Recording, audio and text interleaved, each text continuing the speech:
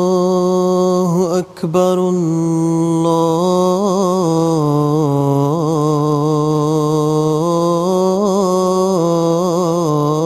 الله أكبر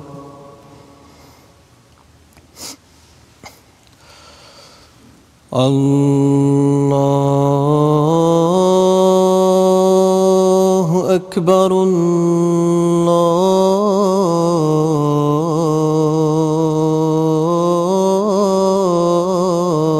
الله أكبر أشهد أن لا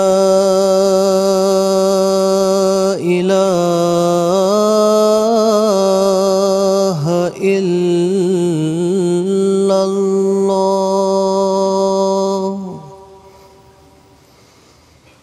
أشهد أن لا إله إلا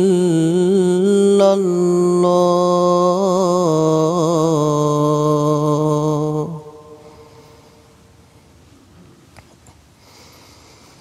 أشهد أن محمدًا رسول الله أشهد أن محمدًا رسول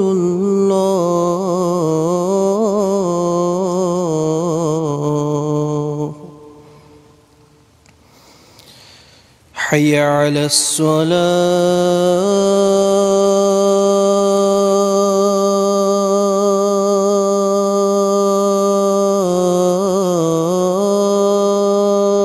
الصلاة حي على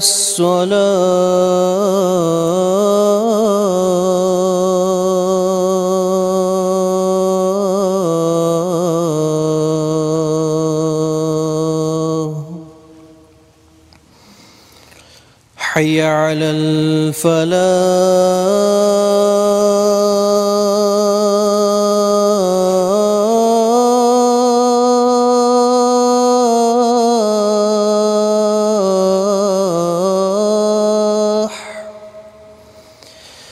حي على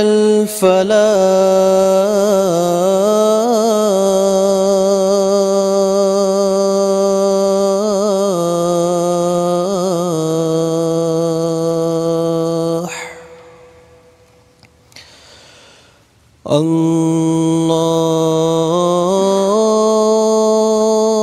الله أكبر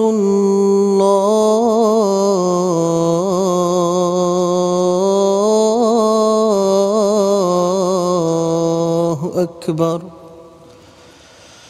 لا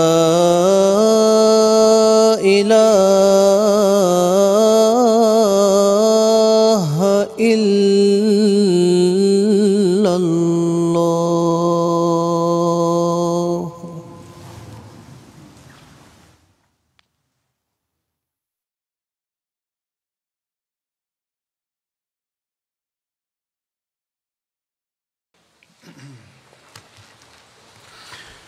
السلام علیکم ورحمۃ اللہ.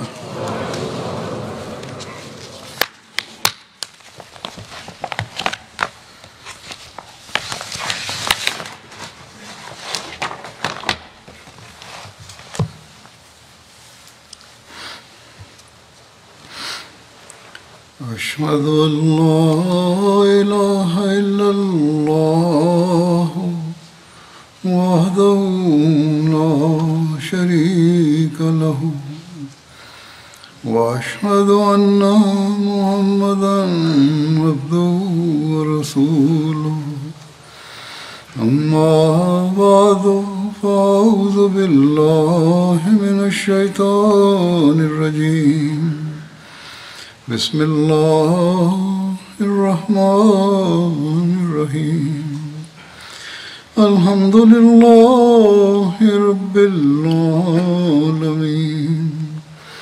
الرحمن الرحيم مالك يوم الدين إياك نعبد وإياك نستعين اهدنا الصراط المستقيم صراط الذين أنعمت عليهم غير المغضوب عليهم ولا الضالين.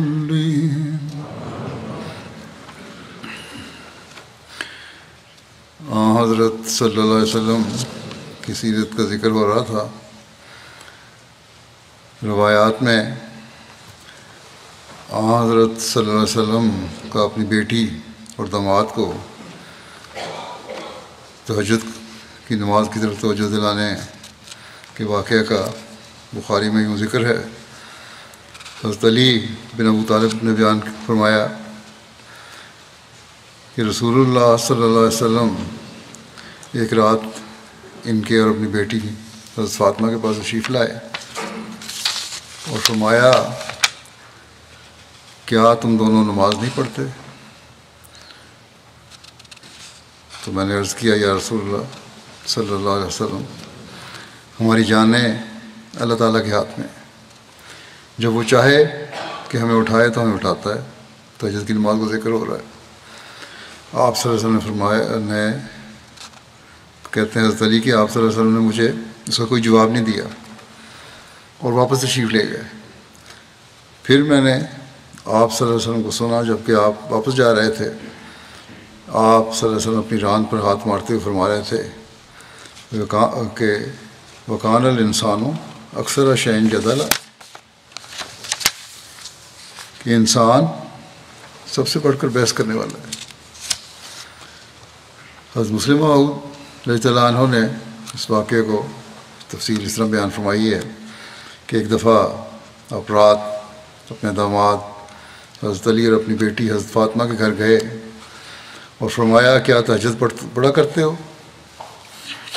یعنی وہ نماز جو آدھی رات کے قریب اٹھ کر پڑھی جاتی ہے. حضرت علی نے عرض کیا یا رسول اللہ پڑھنے کی کوشش تو کرتے ہیں مگر جب خدا تعالیٰ کی منشا کے متحد کسی وقت ہماری آنکھ بند رہتی ہے تو پھر تہجد رہ جاتی ہے. آپ صلی اللہ علیہ وسلم نے فرمایا تہجد پڑھا کرو اور اٹھ کر اپنے گھر کی طرف چل پڑے اور راستے میں بار بار کہتے جاتے تھے کہ وکان الانسان اکثر شین جدلا. یہ قرآن کریم کی ایک آیت ہے جس کے معنی ہے کہ انسان اکثر اپنی غلطی تسلیم کرنے سے گھبراتا ہے اور مختلف قسم کی دلیلیں دے کر اپنے قصور پر پردہ ڈالتا ہے. مطلب یہ تھا کہ بجائے اس کے کہ حضرت علی اور حضرت فاطمہ یہ کہتے کہ ہم سے کبھی کبھی غلطی بھی ہو جاتی ہے، انہوں نے یہ کیوں کہا کہ جب خدا تعالیٰ کا منشا ہوتا ہے کہ ہم نہ جاگیں تو ہم سوئے رہتے ہیں، اور اپنی غلطی کو اللہ تعالیٰ کی طرف کیوں منسوب کر لیا.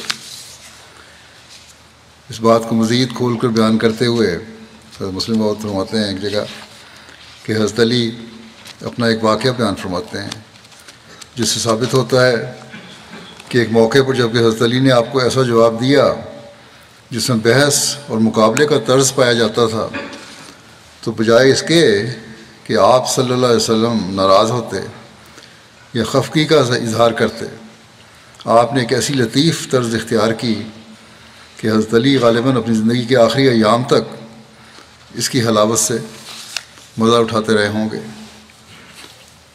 اور انہوں نے جو لطف اٹھایا ہوگا وہ تو انہی کا حق تھا.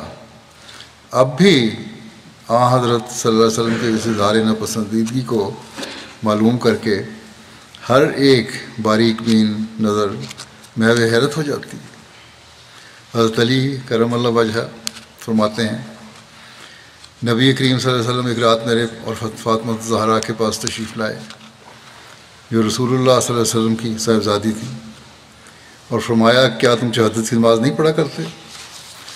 میں نے جواب دیا کہ یا رسول اللہ ہماری جانیں تو اللہ تعالیٰ کے قبضے میں ہیں، اور جب وہ اٹھانا چاہتا ہے اٹھا دیتا ہے۔ آپ صلی اللہ علیہ وسلم اس بات کو سن کر لوٹ گئے اور مجھے کچھ نہیں کہا۔ پھر میں نے آپ سے سنا اور آپ پیٹھ پھر کر کھڑے ہوئے تھے، اور آپ نے اپنی ران پر ہاتھ مار کر کہہ رہے تھے، کہ انسان تو اکثر باتوں میں بحث کرنے لگ پڑتا ہے۔ اللہ اللہ، کس لطیف طرز سے حضرت علی کو آپ نے سمجھایا کہ آپ صلی اللہ علیہ وسلم کو یہ جواب نہیں دینا چاہیے تھا، کہ آپ کو یہ جواب نہیں دینا چاہیے تھا، کوئی اور ہوتا تو اول بحث شروع کر دیتا کہ میری پوزیشن اور رتبے کو دیکھو، پھر اپنے جواب کو دیکھو، کیا تمہیں یہ حق پہنچتا تھا کہ اس طرح میری بات کو رد کر دو؟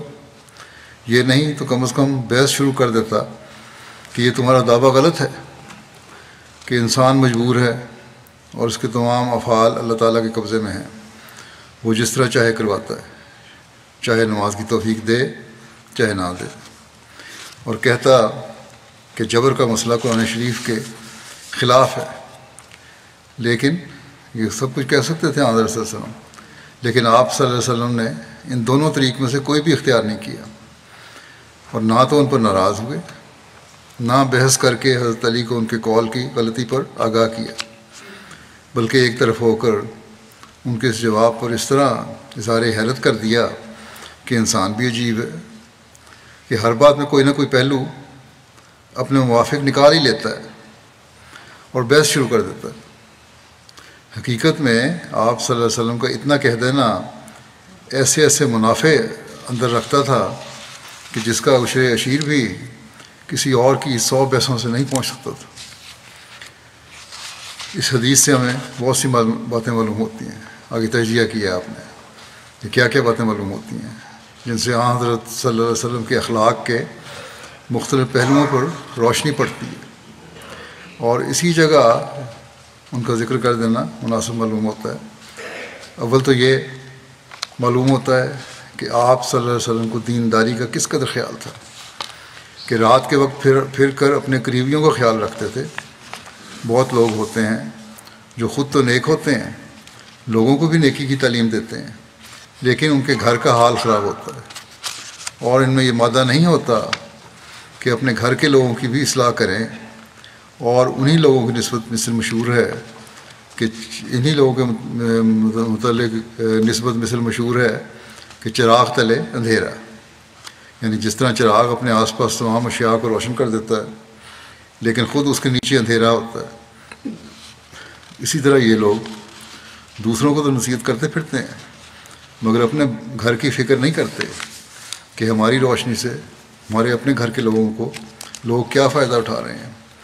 مگر حضرت صلی اللہ علیہ وسلم کو اس بات کا خیال معلوم ہوتا ہے کہ ان کے عزیز بھی اس نور سے منور ہوں جس سے وہ دنیا کو روشن کرنا چاہتے تھے، اور اس کا آپ تعہد بھی کرتے تھے، اور ان کے امتحان و تجربہ میں لگے رہتے تھے۔ اور تربیت اعزاء ایک ایسا اعلیٰ درجہ کا جوہر ہے جو اگر آپ صلی اللہ علیہ وسلم میں نہ ہوتا تو آپ کے اخلاق میں ایک قیمتی چیز کی کمی رہ جاتی، لیکن آپ کیونکہ اعلیٰ اخلاق پہ قائم تھے اس لیے یہ جوہر بھی آپ میں خوب تھا۔ دوسری بات یہ معلوم ہوتی ہے کہ آپ صلی اللہ علیہ وسلم کو اس تعلیم پر کامل یقین تھا جو آپ دنیا کے سامنے پیش کرتے تھے، اور ایک منٹ کے لیے بھی آپ اس پر شک نہیں کرتے تھے۔ اور جیسا کہ لوگ اعتراض کرتے ہیں کہ نعوذ باللہ دنیا کو الو بنانے کے لیے اور اپنی حکومت جمانے کے لیے آپ صلی اللہ علیہ وسلم نے یہ سب کارخانہ بنایا تھا، مخالفین اسلام یہی اعتراض کرتے ہیں، ورنہ آپ کو کوئی وحی نہیں آتی تھی۔ کئی اورینٹلسٹ اس طرح ہی لکھتے رہتے ہیں، اور اس کافر بھی یہی کہا کرتے تھے۔ یہ بات نہ تھی، بلکہ آپ صلی اللہ علیہ وسلم کو اپنے رسول اور خدا کے مامور ہونے پر ایسا سلج قلب تھا، اتنا پکا یقین تھا جس کی نظیر دنیا میں نہیں ملتی، کیونکہ ممکن ہے کہ لوگوں میں آپ صلی اللہ علیہ وسلم بناوٹ سے کام لے کر اپنی سچائی کو ثابت کرتے ہوں، لیکن یہ خیال نہیں کیا جا سکتا کہ رات کے وقت ایک شخص خاص طور پر اپنی بیٹی اور داماد کے پاس جائے اور ان سے دریافت کرے کہ کیا وہ اس عبادت کو بھی بجا لاتے ہیں جو اس نے فرض نہیں کی، بلکہ اس کا ادا کرنا مومنوں کے اپنے حالات پر چھوڑ دیا ہے، اور جو آدھی رات کے وقت اٹھ کر ادا کی جاتی ہے۔ اس وقت آپ صلی اللہ علیہ وسلم کو جانا اور اپنی بیٹی اور داماد کو ترغیب دینا کہ وہ تہجد بھی ادا کیا کریں، اس کامل یقین پر دلالت کرتا ہے جو آپ صلی اللہ علیہ وسلم کو اس تعلیم پر تھی جس پر آپ لوگوں کو چلانا چاہتے تھے۔ ورنہ ایک مفتری انسان جو جانتا ہو کہ ایک تعلیم پر چلنا ایک سا ہے، اپنی اولاد کو ایسے پوشیدہ وقت میں اس تعلیم پر عمل کرنے کی نصیحت نہیں کر سکتا۔ چلنا یا نہ چلنا ایک جیسا ہے، اپنی تعلیم پر چلنے کی نصیحت نہیں کر سکتا اپنی اولاد کو۔ یہ اسی وقت ہو سکتا ہے جب ایک آدمی کے دل میں یقین ہو کہ اس تعلیم پر چلے بغیر کمالات حاصل نہیں ہو سکتے۔ تیسری بات وہی ہے جس کے ثابت کرنے کے لیے یہ واقعہ بیان کیا ہے کہ حضرت صلی اللہ علیہ وسلم ہر ایک بات کو سمجھانے کے لیے تحمل سے کام لیا کرتے تھے، اور بجائے لڑنے کے محبت اور پیار سے کسی کو اس کی غلطی پر آگاہ فرماتے تھے۔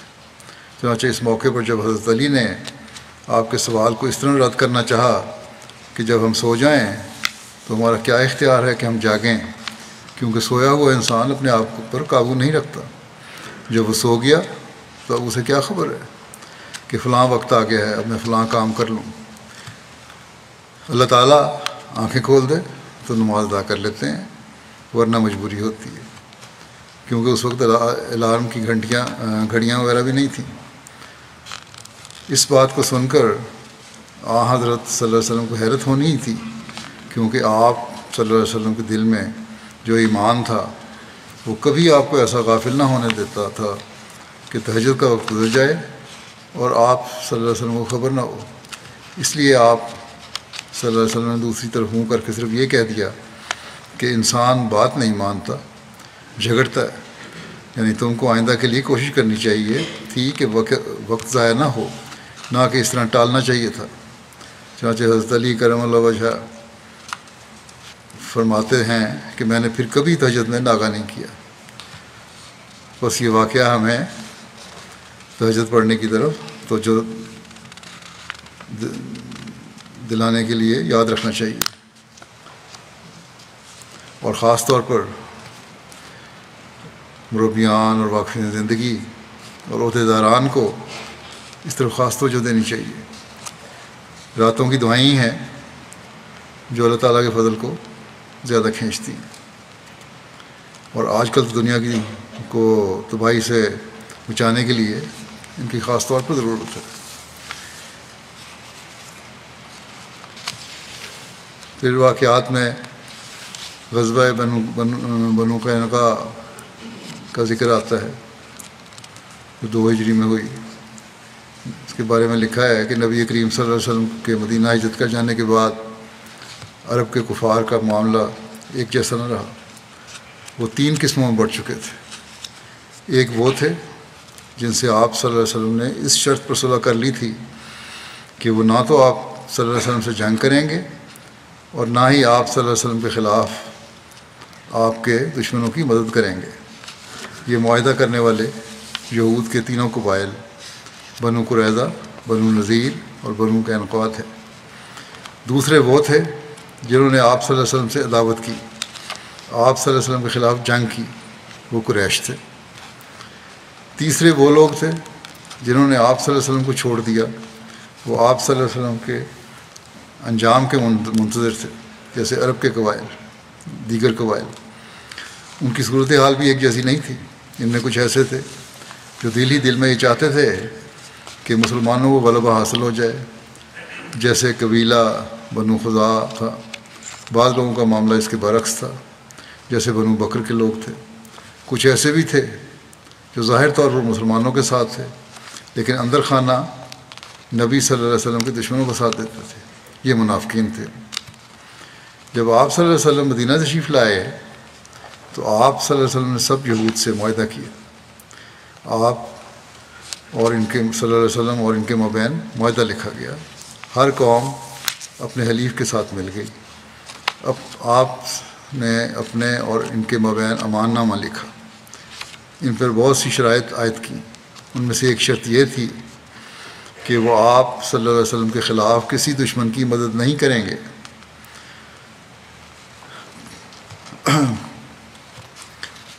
یہ تو معاہدہ تھا. اب بنو قینقاع کی جو فتنہ گیتی تھی اس کے بارے میں تاریخ میں آتے ہیں حوالے جو اس میں ابن اسحاق کہتے ہیں کہ شاس بن قیس نامی ایک بوڑھا شخص جس کا دل مسلمانوں کے بارے میں کینے اور حسد سے بھرا ہوا تھا، ایک مرتبہ اوس و خزرج سے تعلق رکھنے والے کچھ صحابہ ایک مجلس میں اکٹھے بیٹھے گفتگو کر رہے تھے. شاس بن قیس کا ادھر سے گزر ہوا. اس نے جب انہیں زمانہ جاہلیت کی دشمنی بھلا کر اسلام کی بدولت آپس میں ایک دوسرے سے محبت کرتے اور صلح صفائی کے ساتھ مل جل کر بیٹھتے دیکھا تو وہ جل کر رہ گئے. اس نے بے ساختہ کہا، بنو کیلا یعنی اوس و خزرج کے سردار اس شہر پہ متحد ہو چکے تھے کہ اللہ کی قسم،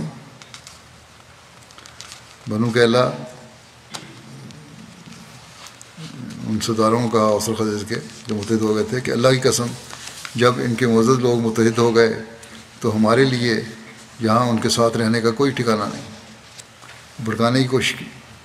اس کے ساتھ ایک یہودی نوجوان تھا. اس نے اسے یہ حکم دیا کہ تم ان کے پاس جاؤ اور ان کے ساتھ بیٹھ جاؤ. پھر ان کے سامنے جنگ بواس اور اس سے پہلے کے واقعات کا ذکر چھیڑو. اور اس کے متعلق انہوں نے آپس میں جو اشعار کہے تھے ان میں سے بھی کچھ شعر سناؤ. جنگ بواس جو زمانہ جاہلیت میں اوس و خزرج کے درمیان برپا ہوئی تھی، اس میں اوس کو خزرج پر کامیابی حاصل ہوئی تھی.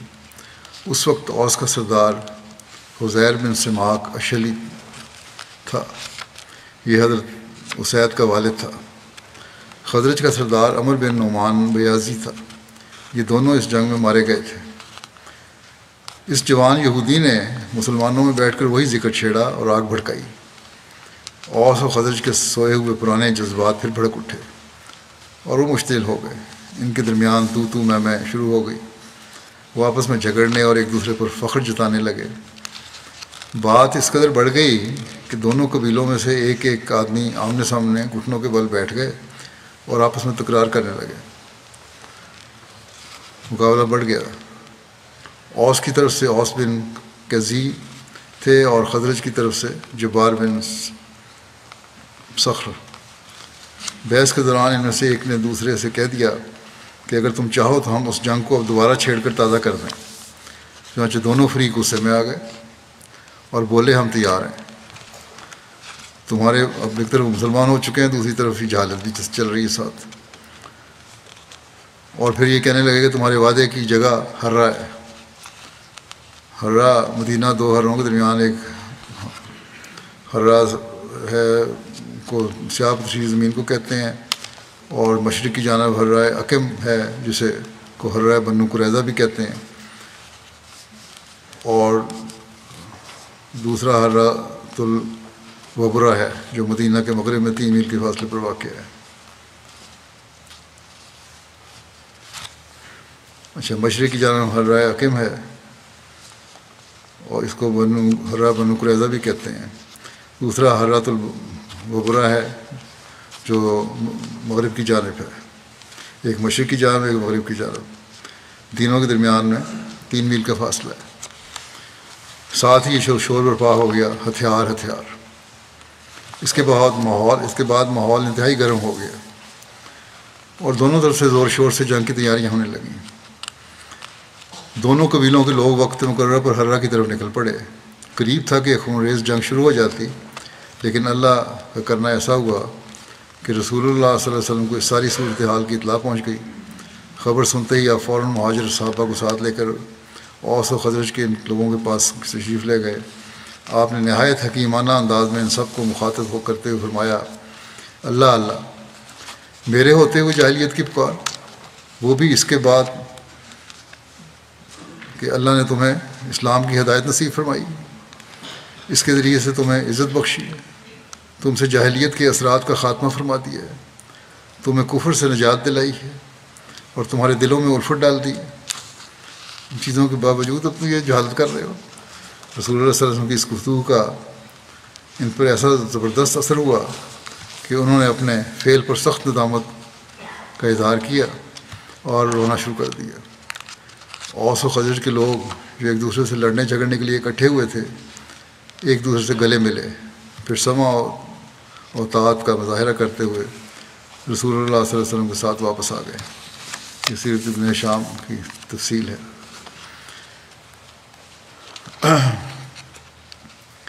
یہود کی طرف سے معاہدہ کی خلاف ورزی کے بارے میں لکھا ہے کہ جب غزوہ بدر میں اللہ تعالیٰ نے مسلمانوں کو شاندار فتح عطا فرمائی تو ان لوگوں کی سرکشی کھل کر سامنے آ گئی، اور حضرت صلی اللہ علیہ وسلم اور مسلمانوں سے ان کا حسد ظاہر ہو گیا۔ اپنی اس جلن اور بغض کی وجہ سے انہوں نے اپنے معاہدے کو ختم کر دیا۔ انہوں نے کہنا شروع کر دیا کہ اے محمد، آپ خیال کرتے ہیں کہ ہم آپ کی قوم جیسے ہیں؟ آپ خود فریبی میں مبتلا نہ ہوں کہ آپ نے ایک ایسی قوم سے مقابلہ کیا جو جنگ سے اناڑی اور ناواقف ہے، اور آپ کو ان پر غلبے کا موقع مل گیا۔ یعنی جنگ بدر کی طرف اشارہ کر کے کہا کہ مکے کے کافروں کو تو آپ نے شکست دے دی، ہم ایسے نہیں ہیں، ہم بہت بہتر ہیں۔ اللہ کی قسم، اگر ہم نے آپ سے جنگ کی تو آپ کو پتہ چل جائے گا کہ مرد تو ہم ہیں۔ اور یہود کے تینوں قبائل میں سے جنہوں نے سب سے پہلے معاہدے کی خلاف ورزی اور غداری کی وہ بنو قینقاع کے یہودی تھے۔ اس شرارت کے بارے میں یہ بھی لکھا ہے، چھیڑ چھاڑ جو تھی ان کی مسلمانوں کے ساتھ۔ ایک واقعہ ایک مسلمان عورت کا ہے۔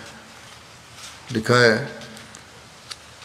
کہ رسول اللہ صلی اللہ علیہ وسلم سے ان کی دعوت کے اظہار کے ساتھ ساتھ یہ واقعہ بھی ہوا کہ ایک انصاری کی بیوی اپنا تجارتی سامان لے کر بنو قینقاع کے بازار میں آئی، جس میں اونٹ اور بکریاں وغیرہ تھیں، تاکہ یہ مال فروخت کر کے نفع حاصل کرے۔ یہ مال اس نے بنو قینقاع کے بازار میں فروخت کیا، اور اس کے بعد وہیں ایک یہودی سنار کے پاس بیٹھ گئی زیور وغیرہ لینے کے لیے۔ اس نے اپنے بدن اور چہرے کو چھپایا ہوا تھا۔ کچھ اوباش یہودیوں نے اس سے چہرہ ظاہر کرنے پر اصرار کیا، جس پر اس نے انکار کر دیا۔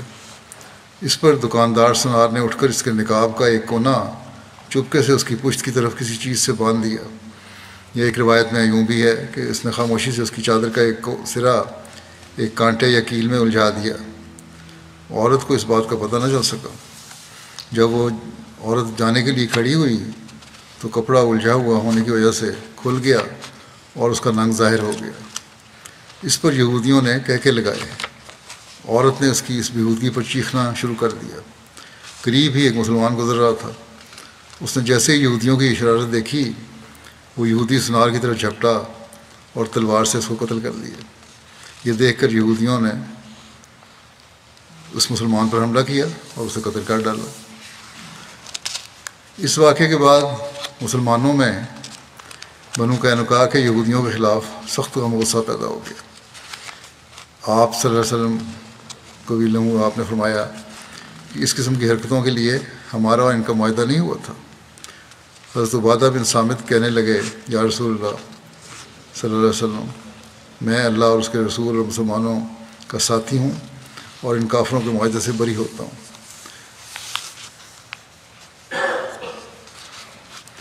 بہرحال حضرت صلی اللہ علیہ وسلم نے بنو قینقاع کو سمجھانے کی کوشش کی،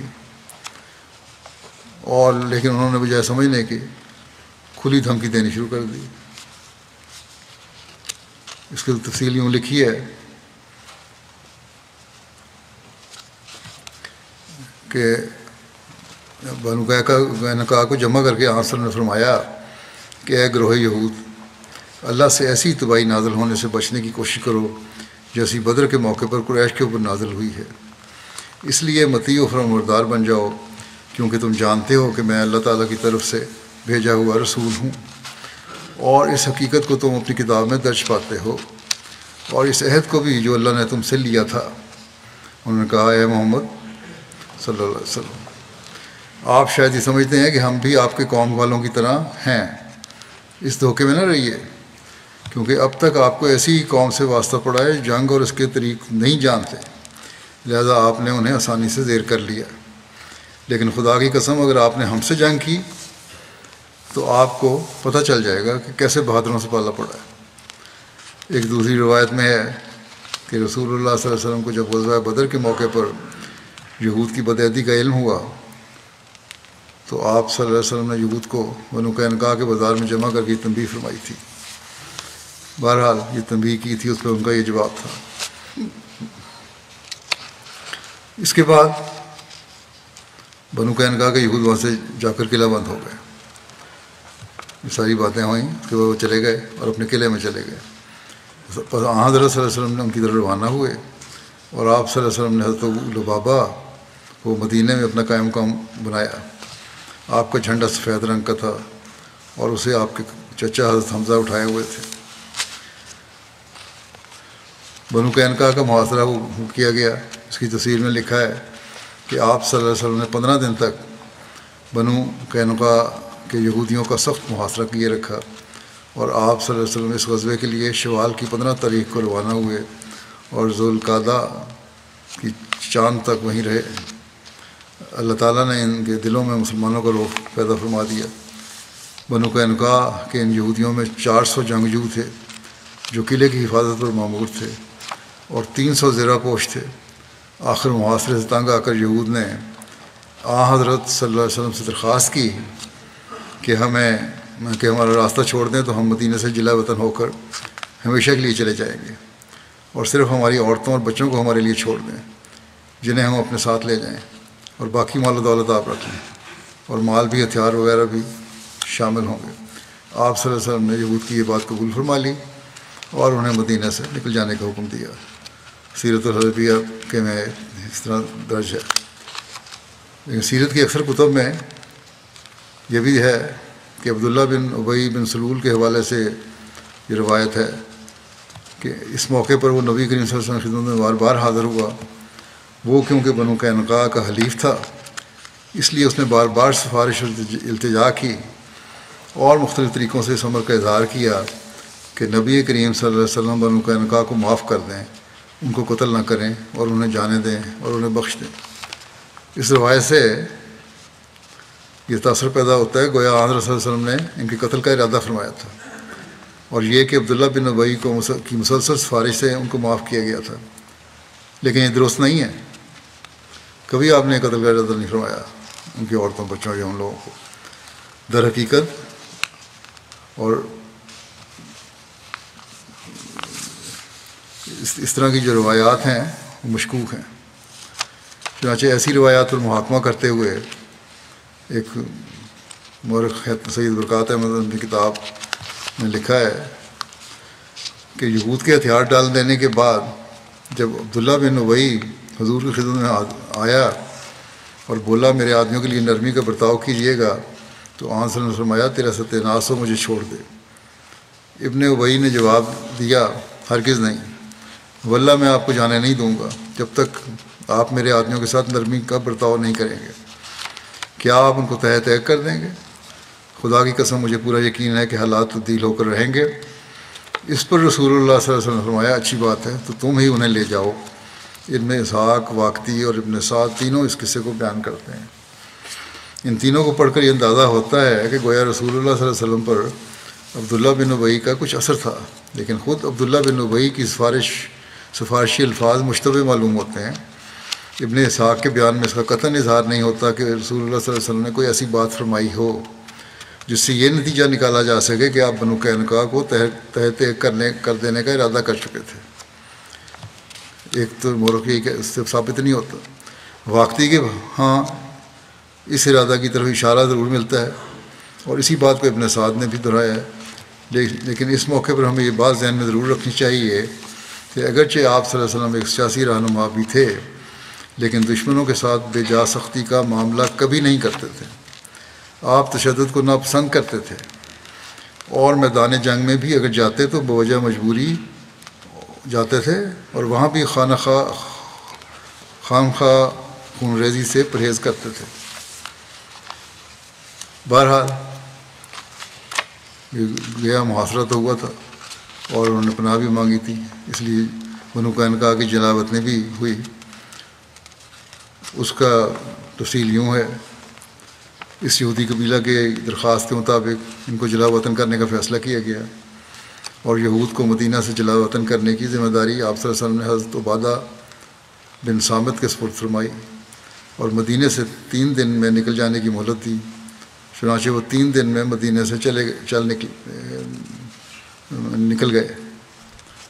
ایک قول یہ ہے کہ یہود نے عبادہ سے مزید مہلت طلب کی، لیکن آپ صلی اللہ علیہ وسلم نے 1 گھنٹے کی مزید مہلت دی اور اپنی نگرانی میں جلا وطن کیا۔ یہ لوگ یہاں سے نکل کر شام کے علاقے ازریات چلے گئے۔ شام کی طرف ایک شہر ہے۔ ایک قول یہ بھی ہے کہ جلا وطن کرنے پر حضرت محمد بن مسلمہ کو مامور فرمایا تھا، عین ممکن ہے کہ دونوں کو یہ ذمہ داری سپرد کی ہو۔ بہرحال یہود کے گھروں سے کافی ہتھیار ملے جب وہ لوگ چلے گئے تو، کیونکہ یہ دوسرے یہودیوں میں سے سب سے زیادہ مالدار اور سب سے زیادہ بہادر اور جنگجو لوگ تھے۔ آپ صلی اللہ علیہ وسلم نے ان کے ہتھیاروں میں سے اپنے لیے 3 کمانیں، 2 زرہیں، 3 تلواریں اور 3 نیزے منتخب فرمائے۔ کمانوں کے نام کتوم، روحا اور بیضاء ہے۔ کتوم غزوہ احد میں ٹوٹ گئی تھی۔ 2 زرہیں جن کے نام سغدیہ اور فضہ ہیں، اسی طرح 3 نیزے اور 3 تلواریں منتخب فرمائیں۔ ایک تلوار کو قلی، دوسرے کو بطار کہا جاتا تھا، تیسری کا کوئی نام نہیں تھا۔ سیرۃ الحلبیہ کی یہ روایت ہے۔ بنو قینقاع کے غزوے کا ذکر ختم النبیین میں یوں ہے، جس وقت حضرت صلی اللہ علیہ وسلم مکے سے ہجرت کر کے مدینہ میں تشریف لائے تھے، اس وقت مدینہ میں یہود کے 3 قبائل آباد تھے۔ ان کے نام بنو قینقاع، بنو نذیر اور بنو قریظہ تھے۔ حضرت صلی اللہ علیہ وسلم نے مدینہ میں آتے ہی ان قبائل کے سامنے امن و امان کے معاہدے کر لیے اور آپس میں صلح اور امن کے ساتھ رہنے کی بنیاد ڈالی۔ معاہدے کی روح سے فریقین اس بات کے ذمہ دار تھے کہ مدینہ میں امن و امان قائم رکھیں، اور اگر کوئی بیرونی دشمن مدینہ پر حملہ آور ہو تو سب مل کر اس کا مقابلہ کریں۔ شروع میں تو یہود اس معاہدے کے پابند رہے، اور کم از کم ظاہری طور پر انہوں نے مسلمانوں کے ساتھ کوئی جھگڑا پیدا نہیں کیا، لیکن جب انہوں نے دیکھا کہ مسلمان مدینہ میں زیادہ اقتدار حاصل کرتے جاتے ہیں تو ان کے تیور بدلنے شروع ہو گئے، اور انہوں نے مسلمانوں کی اس بڑھتی ہوئی طاقت کو روکنے کا تہیہ کر لیا، اور اس غرض کے لیے انہوں نے ہر قسم کی جائز و ناجائز تدابیر اختیار کرنی شروع کی، حتیٰ کہ انہوں نے اس بات کی کوشش سے بھی دریغ نہیں کیا کہ مسلمانوں کے اندر پھوٹ پیدا کر کے خانہ جنگی شروع کرا دیں۔ چنانچہ روایت آتی ہے کہ ایک موقع پر قبیلہ اوس اور خزرج کے بہت سے لوگ اکٹھے بیٹھے ہوئے تھے، وہاں محبت اتفاق سے باتیں کر رہے تھے۔ بعض فتنہ پرداز یہود نے اس مجلس میں پہنچ کر جنگ بعاث کا تذکرہ شروع کر دیا۔ یہ وہ خطرناک جنگ تھی جو ان 2 قبائل کے درمیان ہجرت سے چند سال قبل ہوئی تھی، اور جس میں اوس اور خزرج کے بہت سے لوگ ایک دوسرے کے ہاتھ سے مارے گئے تھے۔ جیسے پہلے بھی تفصیل سے ذکر ہو چکا ہے، اس جنگ کا ذکر آتے ہی بعض جوشیلے لوگوں کے دلوں میں پرانی یاد تازہ ہو گئی اور گزشتہ عداوت کے منظر آنکھوں کے سامنے پھر گئے۔ چنانچہ نتیجہ یہ ہوا کہ باہم نوک جھونک اور تان و تشنیع سے گزر کر نوبت یہاں تک پہنچ گئی کہ اسی مجلس میں مسلمانوں کے اندر تلوار کھنچ گئی، مگر خیر گزری کہ حضرت صلی اللہ علیہ وسلم کو بر وقت اس کی اطلاع مل گئی، اور آپ صلی اللہ علیہ وسلم مہاجرین کی ایک جماعت کے ساتھ فوراً موقع پر تشریف لے آئے اور فریقین کو سمجھا کر ٹھنڈا کیا۔ پھر ملامت بھی فرمائی کہ تم میرے ہوتے ہو جاہلیت کا طریقہ اختیار کرتے ہو اور خدا کی اس نعمت کی قدر نہیں کرتے کہ اس نے اسلام کے ذریعے تمہیں بھائی بھائی بنا دیا۔ انصار پر آپ کی نصیحت کا ایسا اثر ہوا کہ ان کی آنکھوں سے آنسو جاری ہو گئے اور اپنی اس حرکت سے طائب ہو کر ایک دوسرے سے بغلگیر ہو گئے۔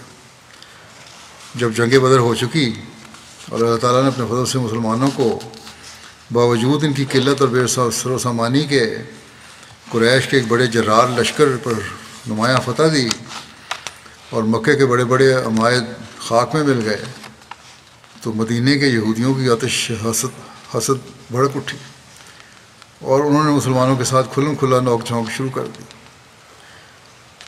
اور مجلسوں میں برملا طور پر کہنا شروع کیا کہ قریش کے لشکر کو شکست دینا کون سی بڑی بات تھی، ہمارے ساتھ محمد صلی اللہ علیہ وسلم کا مقابلہ ہو تو ہم بتا دیں گے کس طرح لڑا کرتے ہیں۔ حتیٰ کہ ایک مجلس میں انہوں نے خود حضرت صلی اللہ علیہ وسلم کے منہ پر اسی قسم کے الفاظ کہے۔ چنانچہ روایت آتی ہے کہ جنگ بدر کے بعد جب حضرت صلی اللہ علیہ وسلم مدینہ تشریف لائے تو آپ نے ایک دن یہودیوں کو جمع کر کے ان کو نصیحت فرمائی اور اپنا دعویٰ پیش کر کے اسلام کی طرف دعوت دی۔ آپ صلی اللہ علیہ وسلم کی اس پرامن اور ہمدردانہ تقریر کا رؤسائے یہود نے ان الفاظ میں جواب دیا کہ اے محمد صلی اللہ علیہ وسلم، تم شاید چند قریش کو قتل کر کے مغرور ہو گئے ہو، اور وہ لوگ لڑائی کے فن سے ناواقف تھے۔ اگر ہمارے ساتھ تمہارا مقابلہ ہو تو تمہیں پتہ لگ جائے گا کہ لڑنے والے ایسے ہوتے ہیں۔ یہود نے صرف عام دھمکی پر ہی اکتفا نہیں کیا، بلکہ ایسا معلوم ہوتا ہے کہ انہوں نے حضرت صلی اللہ علیہ وسلم کے قتل کے بھی منصوبے شروع کر دیے تھے، کیونکہ روایت آتی ہے کہ جب ان دنوں میں طلحہ بن براء جو ایک مخلص صحابی تھے فوت ہونے لگے تو انہوں نے وصیت کی کہ اگر میں رات کو مروں تو نماز جنازہ کے لیے حضرت صلی اللہ علیہ وسلم کو اطلاع نہ دی جاوے، تا ایسا نہ ہو کہ میری وجہ سے آپ پر یہود کی طرف سے کوئی حادثہ گزر جاوے۔ الغرض جنگ بدر کے بعد یہود نے کھلم کھلا شرارت شروع کر دی، اور چونکہ مدینہ کے یہود میں بنو قینقاع سب میں زیادہ طاقتور اور بہادر تھے، اس لیے سب سے پہلے انہی کی طرف سے عہد چکنی شروع ہوئی۔ چنانچہ مورخین لکھتے ہیں کہ مدینہ کے یہودیوں میں سے سب سے پہلے بنو قینقاع نے اس معاہدے کو توڑا جو ان کے اور حضرت صلی اللہ علیہ وسلم کے درمیان ہوا تھا، اور بدر کے بعد انہوں نے بہت سرکشی شروع کر دی اور برملا طور پر بغض و حسد کا اظہار کیا اور عہد و پیمان کو توڑ دیا۔ مگر باوجود اس قسم کی باتوں کے مسلمانوں نے اپنے آقا کی ہدایت کے تحت ہر طرح سے صبر سے کام لیا اور اپنی طرف سے کوئی پیش دستی نہیں ہونے دی۔ مگر حدیث میں آتا ہے کہ اس معاہدے کے بعد جو یہود کے ساتھ ہوا تھا، حضرت صلی اللہ علیہ وسلم خاص طور پر یہود کی دلداری کا خیال رکھتے تھے، ان کی طرف سے دشمنی کا رویہ تھا اور صلی اللہ علیہ وسلم کی طرف سے دلداری کا رویہ۔ چنانچہ ایک دفعہ ایک مسلمان اور ایک یہودی میں کچھ اختلاف ہو گیا۔ یہودی نے حضرت موسیٰ کی تمام انبیاء پر فضیلت بیان کی، صحابی کو اس پر غصہ آیا اور اس نے یہودی کے ساتھ کچھ سختی کی اور حضرت صلی اللہ علیہ وسلم کو افضل الرسل بیان کیا۔ جب حضرت صلی اللہ علیہ وسلم کو اس واقعے کی اطلاع ہوئی تو آپ ناراض ہوئے اور اس صحابی کو ملامت فرمائی اور کہا کہ تمہارا یہ کام نہیں کہ تم خدا کے رسولوں کی ایک دوسرے پر فضیلت بیان کرتے پھرو۔ اور پھر آپ نے موسیٰ کی ایک جزوی فضیلت بیان کر کے یہودی کی دلداری فرمائی۔ مگر باوجود اس دلدارانہ سلوک کے یہودی اپنی شرارت میں ترقی کرتے گئے اور بالآخر یہود کی طرف سے ہی جنگ کا باعث پیدا ہوا اور ان کی قلبی عداوت ان کے سینوں میں سما نہ سکی۔ اور یہ اس طرح پر ہوا کہ ایک مسلمان خاتون بازار میں ایک یہودی کی دکان پر کچھ سودا خریدنے کے لیے گئی، جیسا کہ ذکر ہو چکا ہے تفصیل سے۔ بعض شریف یہودیوں نے جو اس دکان میں بیٹھے ہوئے تھے اسے نہایت و باشانہ طریق پر چھیڑا، اور خود دکاندار نے شرارت کی کہ اس عورت کے تہہ بند کے نچلے کونے کو اس کی بے خبری کی حالت میں کسی کانٹے وغیرہ سے اس کی پیٹھ کے کپڑے سے ٹانک دیا۔ نتیجہ یہ ہوا کہ جب وہ عورت ان کے باشانہ طریق کو دیکھ کر وہاں سے اٹھ کر لوٹنے لگی تو وہ ننگی ہو گئی۔ اس پر اس یہودی دکاندار اور اس کے ساتھیوں نے زور سے کہکا لگایا اور ہنسنے لگے۔ مسلمان خاتون نے شرم کے مارے ایک چیخ ماری اور مدد چاہی۔ اتفاق سے ایک مسلمان اس وقت قریب موجود تھا، وہ لپک کر موقع پر پہنچا اور وہاں لڑائی میں یہودی دکاندار مارا گیا، جس پر چاروں طرف سے اس مسلمان پر تلواریں برس پڑیں اور وہ غیور مسلمان وہیں پر ڈھیر ہو گیا۔ مسلمانوں کی اس واقعے کا علم ہوا تو غیرت قومی سے ان کی آنکھوں میں خون اتر آیا، اور دوسری طرف یہودی جو اس واقعے کو لڑائی کا بہانہ بنانا چاہتے تھے ہجوم کر کے اکٹھے ہو گئے اور ایک بلوے کی صورت پیدا ہو گئی۔ حضرت صلی اللہ علیہ وسلم کو اطلاع ہوئی تو آپ نے رؤسائے بنو قینقاع کو جمع کر کے کہا کہ یہ طریقہ اچھا نہیں ہے۔ اب آپ کا طریقہ دیکھ لیں، کس طرح آپ نے کوشش کی کہ کسی طرح معاملہ ٹھنڈا ہو۔ تم ان شرارتوں سے باز آ جاؤ اور خدا سے ڈرو۔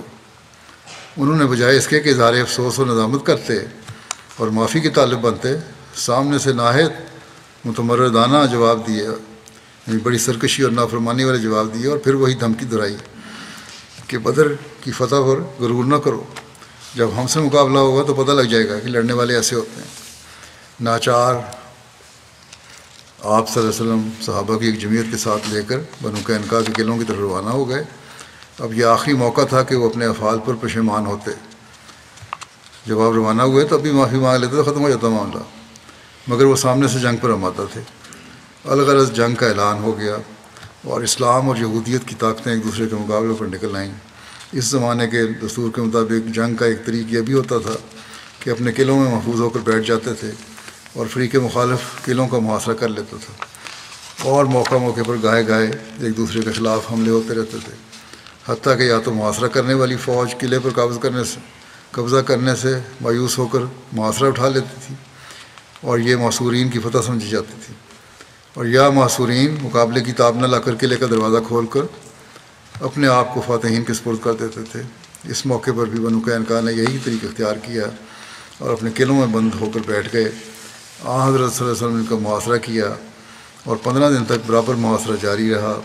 بالآخر جب بنو قینقاع کا سارا زور اور غرور ٹوٹ گیا تو انہوں نے اس شرط پر اپنے قلعوں کے دروازے کھول دیے کہ ان کے اموال مسلمانوں کے ہو جائیں گے، مگر ان کی جانوں اور ان کے اہل و عیال پر مسلمانوں کا کوئی حق نہیں ہوگا۔ حضرت صلی اللہ علیہ وسلم نے اس شرط کو منظور فرما لیا، کیونکہ گو موسوی شریعت کی روح سے یہ سب لوگ واجب القتل تھے، اور معاہدے کی روح سے ان لوگوں پر موسوی شریعت کا فیصلہ ہی جاری ہونا چاہیے تھا، مگر اس قوم کا یہ پہلا جرم تھا۔ اور حضرت صلی اللہ علیہ وسلم کی رحیم و کریم طبیعت انتہائی سزا کی طرف، جو ایک آخری علاج ہوتا ہے، ابتدائی قدم پر مائل نہیں ہو سکتی تھی، لیکن دوسری طرف ایسے بد عہد اور معاند قبیلہ کا مدینہ میں رہنا بھی ایک مارے آستین کے پالنے سے کم نہ تھا، خصوصاً جب اوس اور خزرج کا ایک منافق گروہ پہلے سے مدینہ میں موجود تھا، اور بیرونی جانب سے بھی تمام عرب کی مخالفت نے مسلمانوں کا ناک میں دم کر رکھا تھا۔ ایسے حالات میں حضرت صلی اللہ علیہ وسلم کو یہی فیصلہ ہو سکتا تھا کہ بنو قینقاع مدینہ سے چلی جائیں۔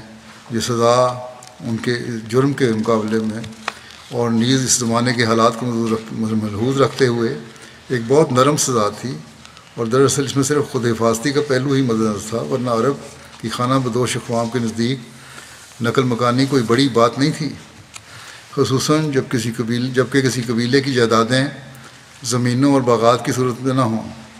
ان لوگوں اور بنو قینقاع کی نہیں تھیں، کوئی ان کی جائیدادیں ایسی نہیں تھیں جو غیر منقولہ ہوں، جو وہاں رہنے جن کو زمینیں یا اس قسم کی جائیدادیں جن پر ان کا انحصار ہو، اور پھر سارے کے سارے قبیلے کو بڑے امن کے ساتھ ایک جگہ کو چھوڑ کر دوسری جگہ جا کر آباد ہونے کا موقع مل جائے۔ چنانچہ بنو قینقاع بڑے اطمینان کے ساتھ مدینہ چھوڑ کر شام کی طرف چلے گئے۔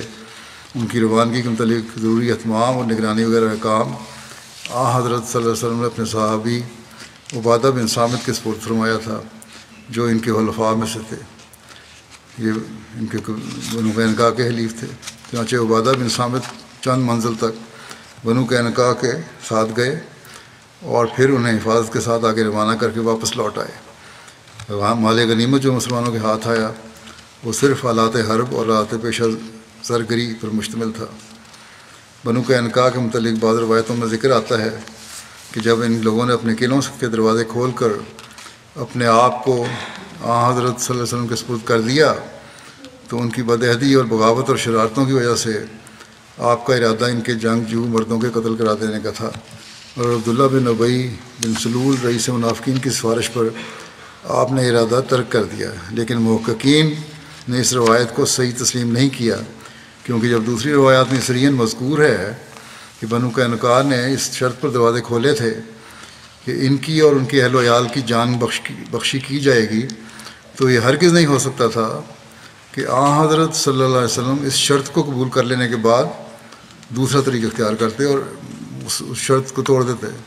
البتہ بنو قینقاع کی طرف سے جان بخشی کی شرط کا پیش ہونا اس بات کو ظاہر کرتا ہے کہ وہ خود ہی سمجھتے تھے کہ ان کی اصل سزا قتل ہی ہے، مگر وہ حضرت صلی اللہ علیہ وسلم سے رحم کے طالب تھے اور یہ وعدہ لینے کے بعد اپنے قلعے کا دروازہ کھولنا چاہتے تھے کہ ان کو قتل کی سزا نہیں دی جائے گی، لیکن گو حضرت صلی اللہ علیہ وسلم نے اپنی رحیم النفسی سے انہیں معاف کر دیا تھا، مگر معلوم ہوتا ہے خدا تعالیٰ کی نظر میں یہ لوگ اپنی بدعمالی اور جرائم کی وجہ سے اب دنیا کے پردے پر زندہ چھوڑے جانے کے قابل نہیں تھے۔ چنانچہ روایت آتی ہے کہ جس جگہ یہ لوگ جلا وطن ہو کر گئے وہاں انہیں ابھی 1 سال بھی نہ گزرا تھا کہ ان میں کوئی ایسی بیماری وغیرہ پڑی کہ سارے کا سارا قبیلہ اسی کا شکار ہو کر پیوند خاک ہو گیا۔ غزوہ بنو قینقاع کی تاریخ کے متعلق کسی کے اختلاف ہے۔ واقعی اور ابن سعد نے شوال 2 ہجری بیان کی ہے، متاخرین نے زیادہ تر اسی کی اتباع کی ہے، بعد میں آنے والے مورخین نے، لیکن ابن اسحاق اور ابن ہشام نے اسے غزوہ سویق کے بعد رکھا ہے، جو مسلمہ طور پر ماہ ذی الحجہ 2 ہجری کے شروع میں ہوا تھا۔ اور حدیث کی ایک روایت میں بھی یہ اشارہ ملتا ہے کہ غزوہ بنو قینقاع حضرت فاطمہ کے رخصتانے کے بعد ہوا تھا، کیونکہ اس روایت میں یہ بیان کیا گیا ہے کہ حضرت علی نے اپنے ولیمہ کی دعوت کا خرچ مہیا کرنے کے لیے یہ تجویز کی تھی کہ بنو قینقاع کے ایک یہودی زرگر کو ساتھ لے کر جنگل میں جائیں اور وہاں سے اسخر گھاس لا کر مدینہ کے زرگروں کے پاس فروخت کریں، جس سے یہ ثابت ہوتا ہے کہ حضرت فاطمہ کے رخصتانے کے وقت جو عام مورخین کے نزدیک ذو الحجہ 2 ہجری میں ہوا تھا، ابھی تک بنو قینقاع مدینہ میں ہی تھے۔ ان وجوہات کی بنا پر مرزا بشیر احمد صاحب کہتے ہیں کہ میں نے غزوہ بنو قینقاع کو غزوہ سویق اور حضرت فاطمہ کے رخصتانہ کے بعد اب آخر 2 ہجری میں رکھا ہے۔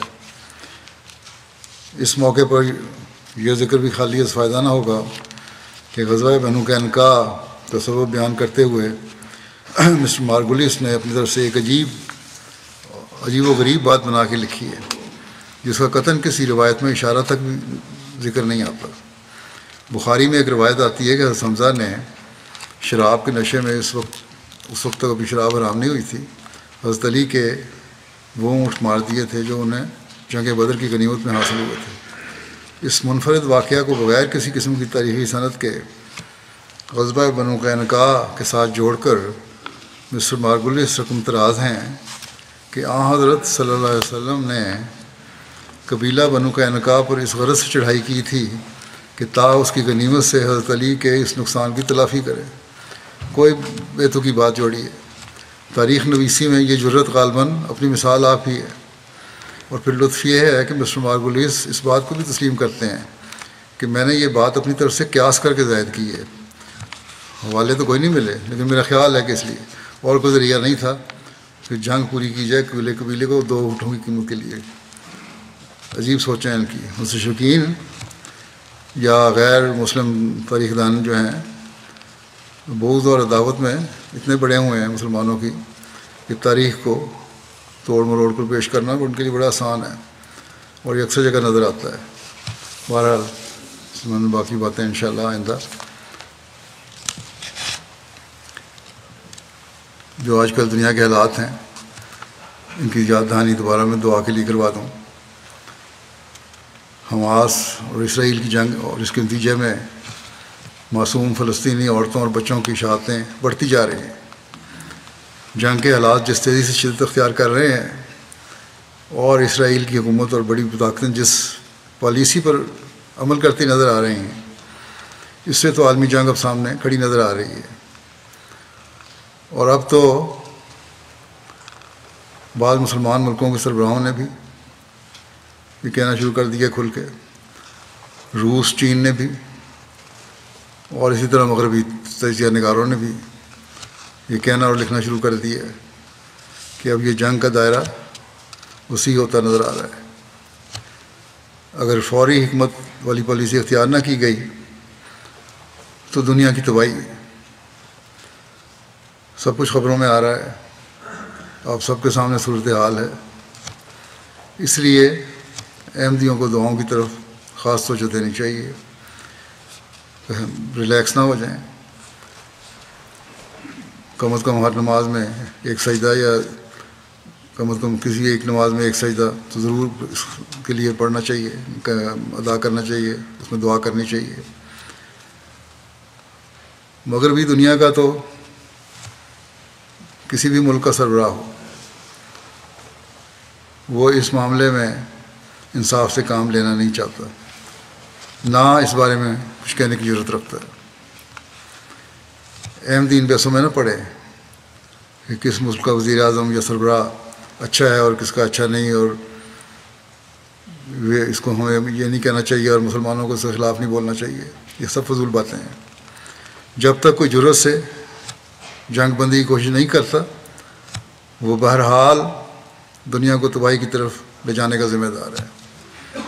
بس اپنے ماحول میں دعاؤں کے ساتھ اس بات کو پھیلانے کی کوشش کریں کہ ظلم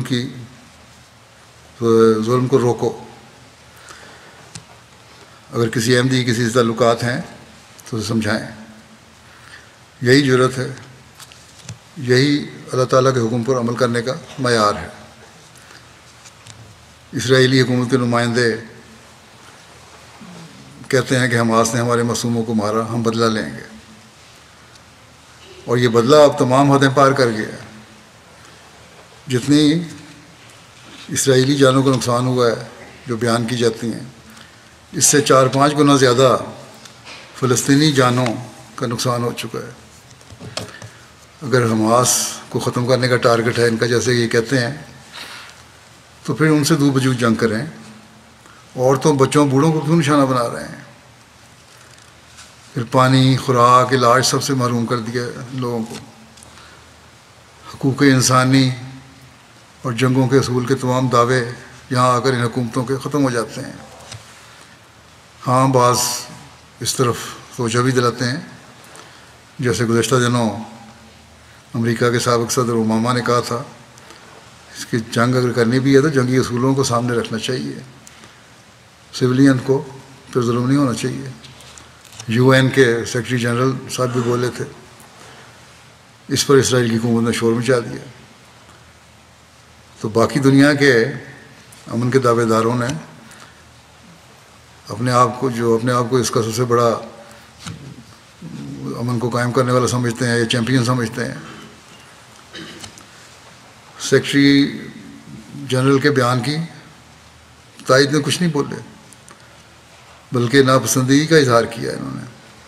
بہرحال حالات خطرناک ہیں اور خطرناک تر ہوتے جا رہے ہیں۔ مغربی میڈیا ایک طرف کی خبریں تو بڑھا چڑھا کر دیتا ہے، اور دوسری طرف کی ایک کونے میں چھوٹی سی خبر، جیسے گزشتہ دنوں ایک رہائی پانے والی جو عورتیں تھیں، ایک عورت نے کہا کہ مجھ سے قید میں بہتر سلوک ہوا، اس کی خبر تو ایک کونے میں چلی گئی۔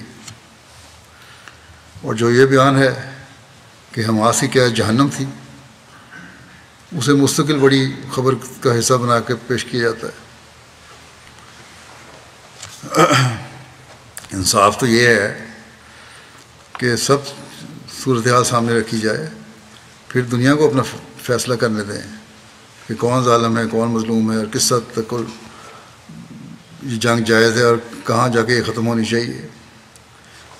تو دنیا کے سامنے ساری صورتحال آنی چاہیے، نہ کہ ایک طرفہ رائے۔ بہرحال ہمیں دعاؤں کی طرف بہت توجہ دینی چاہیے۔ ظلم کو ختم کرنے کے لیے اپنے دائرے میں کوشش بھی کرنی چاہیے اور دعا بھی۔ مسلمان مظلوموں کے لیے بھی اور مسلمان حکومتوں کو ایک جامع اور دیرپا منصوبہ بندی بنانے کے لیے بھی دعا کرنی چاہیے۔ مسلمانوں کی مشکلات دور ہونے کے لیے ہمیں خاص درد رکھنا چاہیے۔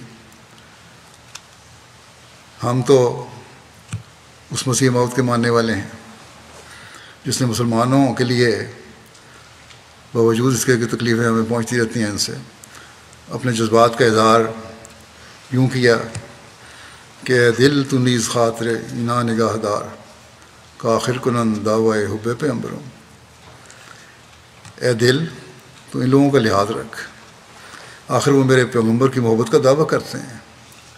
بس حضرت صلی اللہ علیہ وسلم سے محبت کا تقاضا ہے کہ ہم مسلمانوں کے لیے بہت دعا کریں. اللہ تعالیٰ ہمیں اس کی توفیق بھی دے اور مسلمانوں کو بھی اور دنیا کو عقل بھی دے.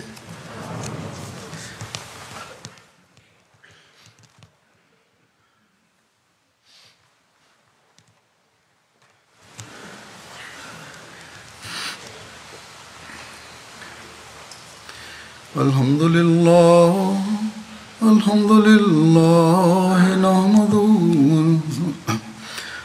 لله نحمده ونستعينه ونستغفره ونؤمن به ونتوكل عليه ونعوذ بالله من شرور أنفسنا ومن سيئات أعمالنا. من يهده الله فلا مضل له ومن يضلل فلا هادي له. ونشهد أن لا إله إلا الله ونشهد أن محمدا عبده ورسوله. عباد الله رحمكم الله إن الله يأمر بالعدل والإحسان وإيتاء ذي القربى وينهى عن الفحشاء والمنكر والبغي يعظكم لعلكم تذكرون.